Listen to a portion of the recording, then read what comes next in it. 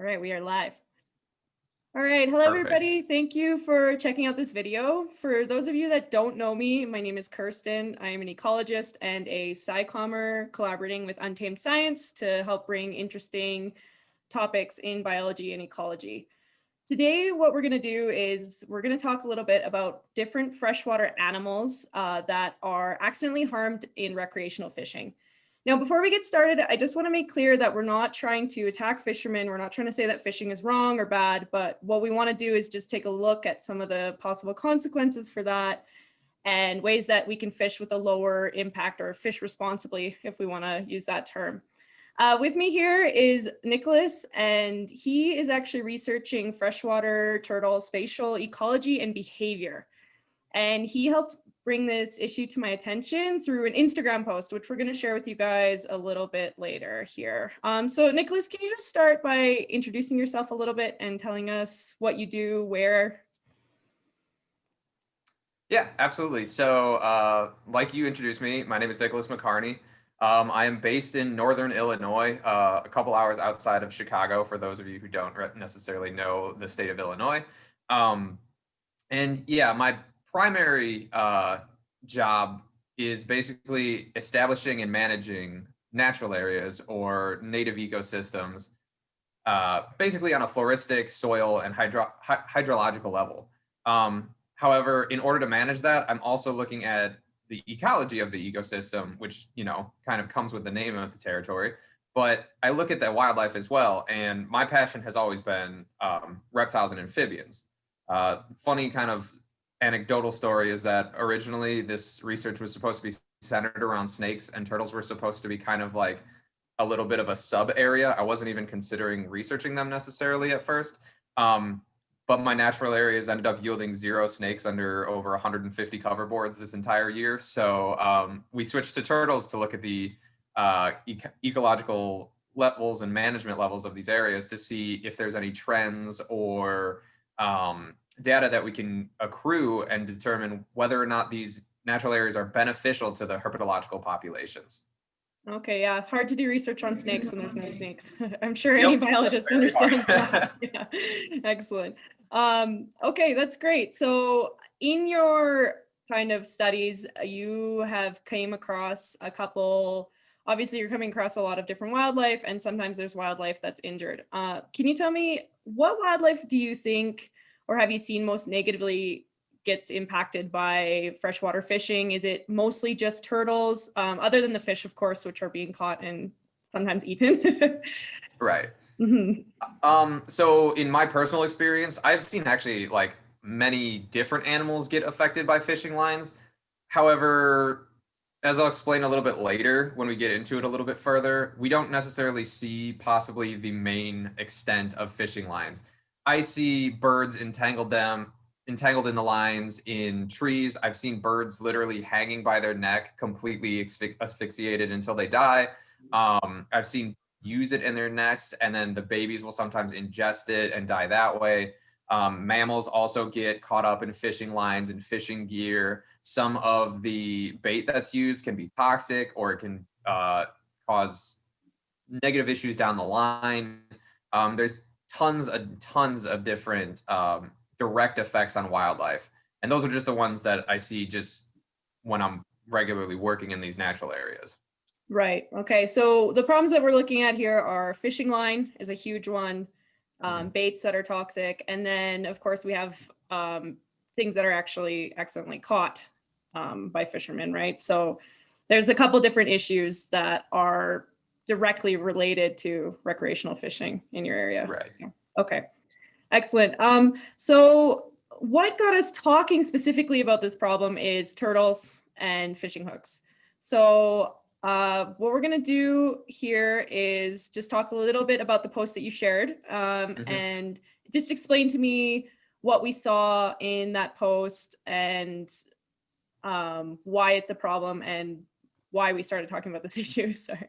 Right. So, are you going to bring up the post on your end? Yeah. Let me just go ahead and do that. That's fine. While you're doing that, I can just give a brief explanation Yeah, of the. for sure. I do have it loaded here. I think we can see it okay. All right, so Just tell us a little bit what we're looking at here in this first picture. Right. So that is a X-ray of a softshell turtle, a spiny softshell turtle, Apollone spinifera. You can actually see if you look at the back of the shell there, just above the neck, you can Okay. see the spines that where they get their names. There's also a smooth softshell, Apollone mutica, which is also a native species, but spiny softshells are actually a species of concern in Canada. I believe they're federally endangered up there, actually. Okay. These guys are like very, very sensitive, and they have very kind of like detritivore scavenger type behaviors where they'll sit in the bottom and wait for food to opportunistically come for them. They also actively scavenge. So what happened in this case is it was scavenging for a bait that was likely placed on the bottom of a pond that I was surveying in, and the hook became lodged in the back of the mouth there. All right. So yeah, we can see that the hook is right here if I'm not. Mhm. Yeah. Okay. Perfect. And it's a barbed hook as well, which is more difficult to remove. Sometimes the smooth hooks will just kind of dislodge themselves. And also there's types of hooks that can like break down over time and rust out. But a lot of fishermen will use stainless steel ones that just really don't do that. Right. In this case, this was never going to happen. This turtle actually wound up in one of my turtle traps, and it was almost the luckiest turtle that the circumstances that lined up for its capture and its eventual I guess medical attention are ridiculous. So it had not only this individual hook that you see in the X-ray, but a much longer hook on a line sticking out of its Right. mouth. I think we have a photo here. Was this one? Yes. Yeah. Okay. Yes. Right. That is the turtle. And you can see that there's one line in the mouth, and then there's that other hook that's wrapped around its neck partially. And Right.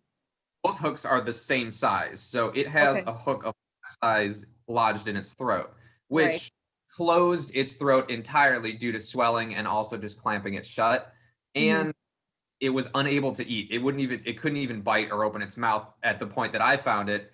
You can also kind of see that its skin they're typically very wrinkly, but not to this extent. And its skull is kind of exposed. You can see the definition of the skull, and you can't see it in the pictures here, but its spine and ribs were completely exposed at the back. And immediately when I saw this turtle, I knew something was wrong. Right. The traps I use are net traps that go into like a big steel canister. And I was gonna have a picture of it, but I put all the traps away for the winter since it is winter in Illinois. Right. And there was no good pictures I could have taken. But basically, it's just a big old net with a big cage on the end. And then I bait the traps, and the turtles come in and they can't get back out. They're marked and then re-released. And then we take the data, obviously, when we capture them. Right. Well, this managed to actually get through the net system with this hook dangling out of its throat, get into the cage, and the net is just like a limp net, so you have to push your way through. So it's a miracle that this turtle was able to get itself in there to a point where it's able to get captured by me.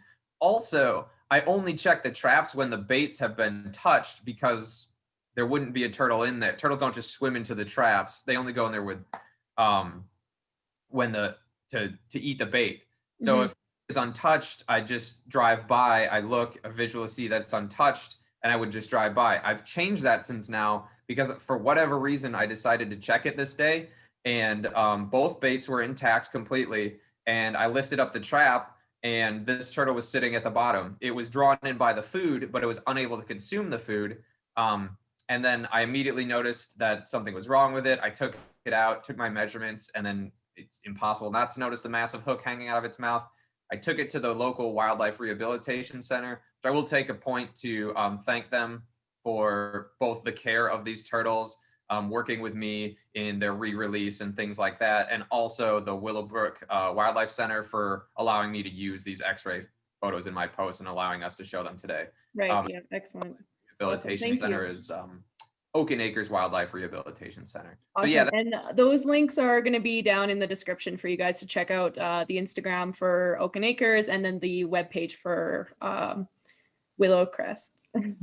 Or which one is it? Sorry. Willowbrook. Willowbrook. Sorry about that. There's Oaken Acres and Willowbrook. There we go. Yeah. So those the links are down in the description if anybody's interested in taking a look. So there was one other turtle, I think. Is this a separate turtle as well? Yes. That Yeah. actually is. And that kind of brings up another point that I want to talk about is that this turtle I have captured multiple times. It is a relatively large, I want to say male snapping turtle. I might be misremembering that.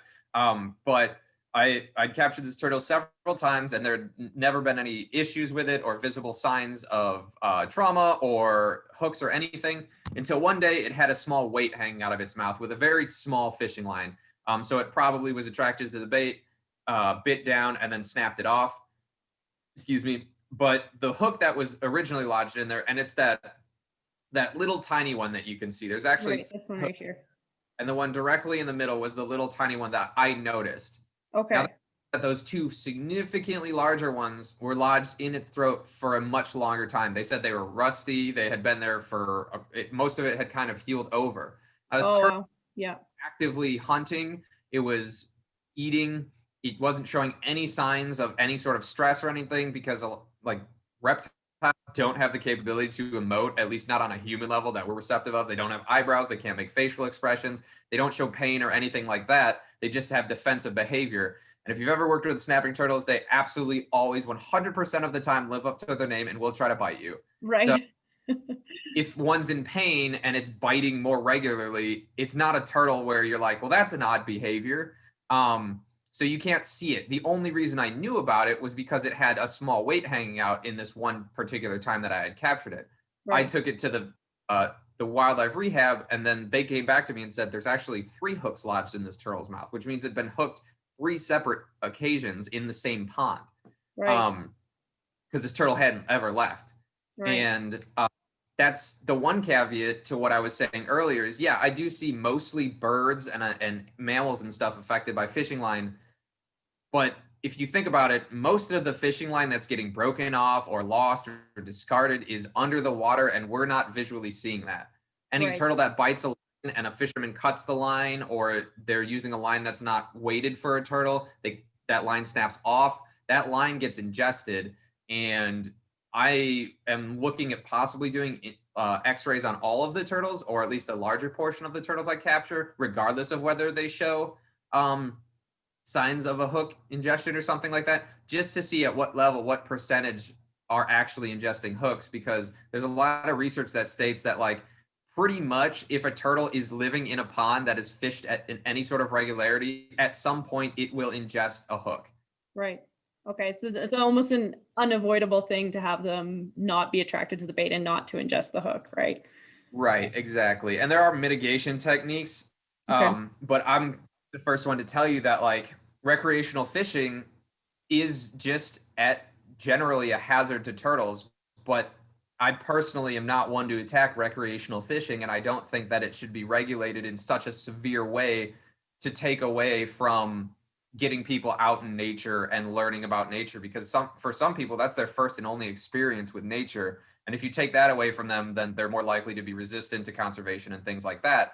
Right. But again, mitigation is kind of the key thing here. And I didn't know if you wanted to talk about that now or in the future, but Yeah. I mean, I just have 2 other points for us to get through, and then we'll talk a little bit more about the mitigation and what we can do.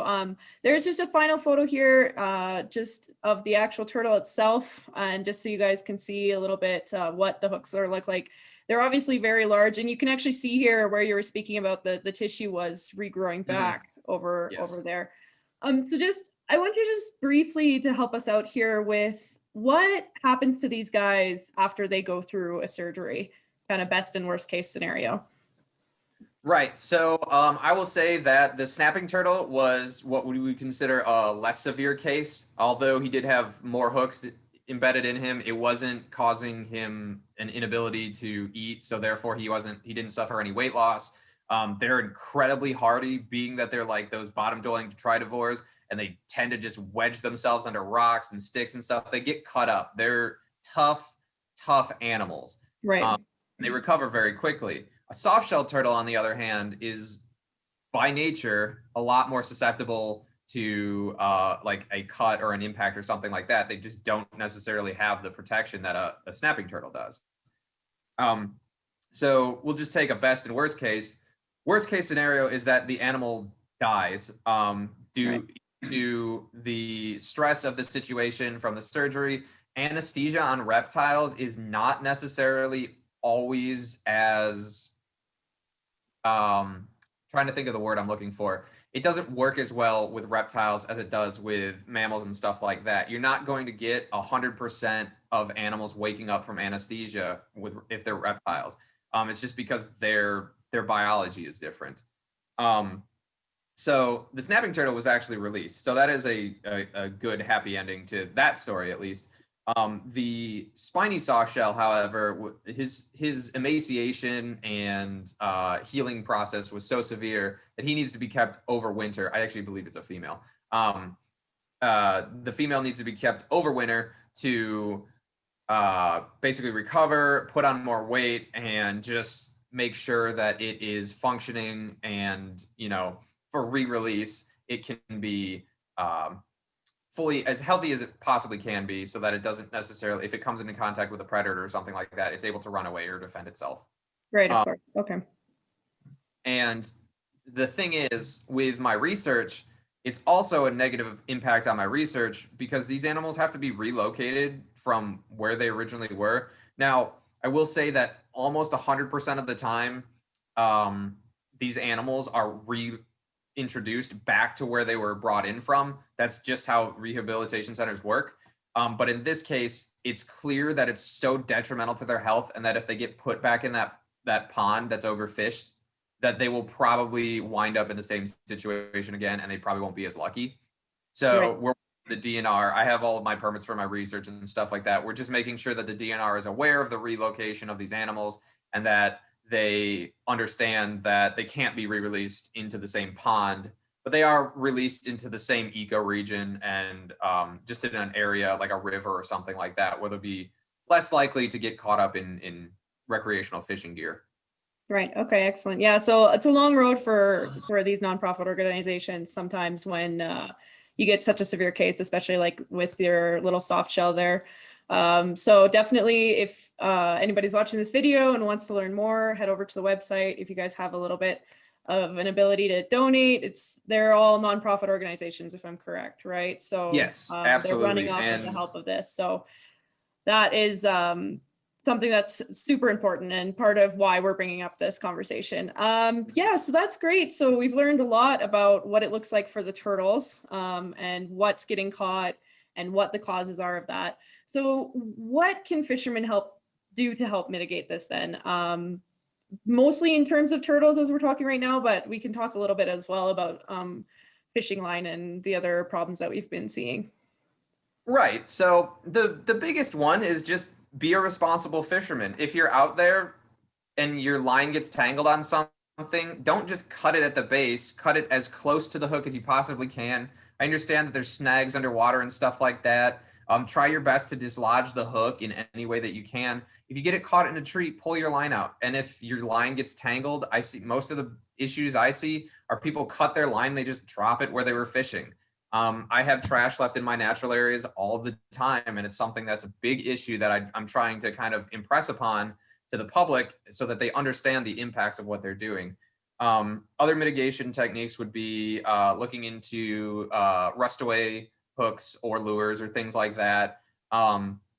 Reduction of baited fishing.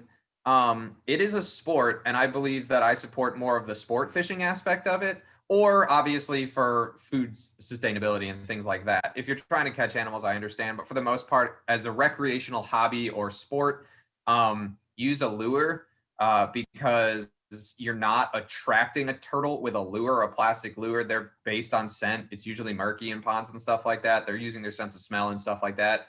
And also, with a lure, you're moving it constantly, whereas with, say, something if you're trying to catch catfish or carp, you're using a very smelly, attractive bait that if you put at the bottom of a pond, 9 times out of 10, the first thing that's going to get there is a turtle that's on the move. You may catch your carp and your catfish as well, but at the same time, a lot of the time when you snag something and you feel like a really heavy weight on it, imagine being a turtle that's just swallowed that hook and somebody just yanks on that line and lodges it deep into your throat. So yeah, it can be very detrimental to the health of the turtles. And then I would say that, yeah, I mean, that pretty much covers it. I mean, discard your lures, not discard, sorry, throw out your lures and your line, and make sure that you're,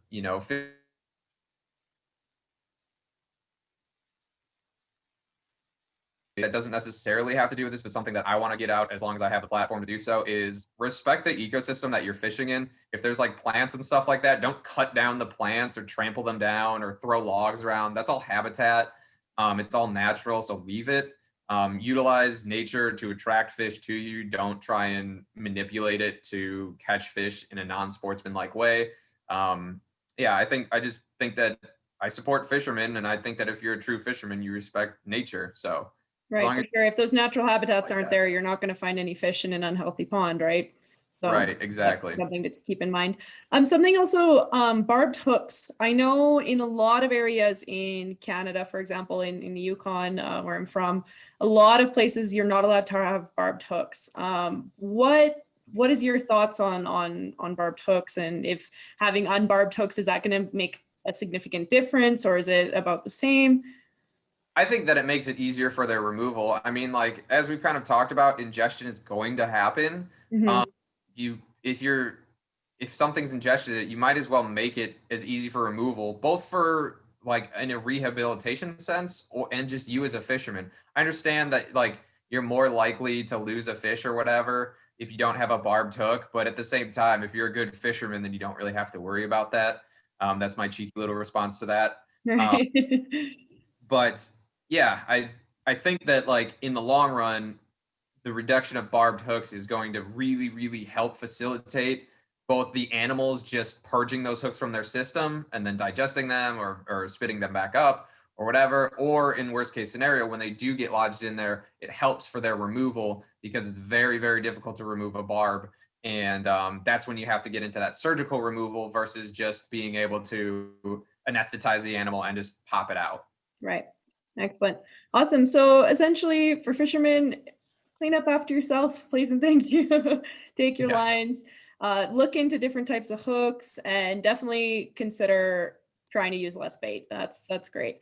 For those of the audience that aren't fishermen and that are interested in helping out with this issue, what are some of your thoughts on how the average Joe who's not out there fishing can help with this problem? I think that the biggest thing that we need right now is proper education of these kind of things. And I think that a lot of times when people take education into their hands, they more tell people how to do something rather than suggest or present information. I'm a big proponent of just presenting information to people in a receivable and approachable way. If you approach somebody in an aggressive or defensive way, it's something like that, they're naturally going to get defensive and you've immediately lost your credibility right off the bat. Share stories like this, share stories like the turtle stories, provide information with it, because if you're making claims to somebody you have no support for it, then you really have no basis for your argument, regardless of how passionate you are. And just utilize social media to your advantage. Don't go seeking out a fight. Don't go seeking out anything like a negative interaction with somebody. Mm-hmm. Get close with people, and if they have a differing opinion or a different opinion than you on something, understand and respect that opinion, but then also present information that might be beneficial to your side of the argument. And that kind of goes with most things in life. But yeah, be respectful of one another and like share information in an attainable way, and use facts, because facts are great because they're facts. Don't let your opinions get in the way. Imagine you're writing a scientific paper. You're not submitting a science paper with a bunch of your opinions on it. You're trying to convince people with facts and data and stuff like that. The data's out there. The facts are out there. The pictures of injured turtles, of injured animals, they're out there.